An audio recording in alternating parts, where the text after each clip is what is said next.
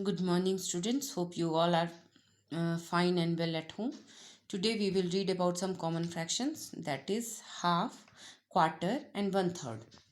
For half, we cut a hole into two equal parts, then each part will be equal to the half. This colored part is also represented a half, and this uncolored part is also represented a half. Now for quarter, we divide a whole into four equal parts and each part is equal to the quarter or 1/4. Here this is a circle. We divide this circle into four equal parts and each part represent a quarter. It means 1/4. Now then one third, for one third we divide the whole into three equal parts and each part divide the one third. As this colored part is also represent one third, this uncolored also represent one third and this one also represent one third. Similarly, 1/6 is obtained by dividing each whole into six parts and each part will be equal to 1/6. As this colored part represents 1/6 or this uncolored part, each one represent 1/6. Then 1/8 is obtained by dividing the whole into 8 equal parts and each part represent 1/8.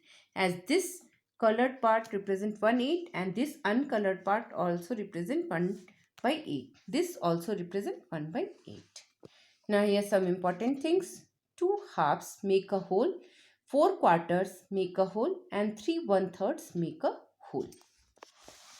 Now here we read, divide the following shapes into half and color one part. This shape, you just divide this shape into two equal parts and color one part. This is the representation of half. We divide this triangle into two equal parts and colored one shape.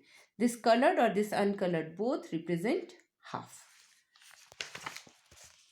Now see here, divide the following shapes into quarter and color one part. Means we have to divide into four equal parts. So we divide like that and color one part as it is given like this.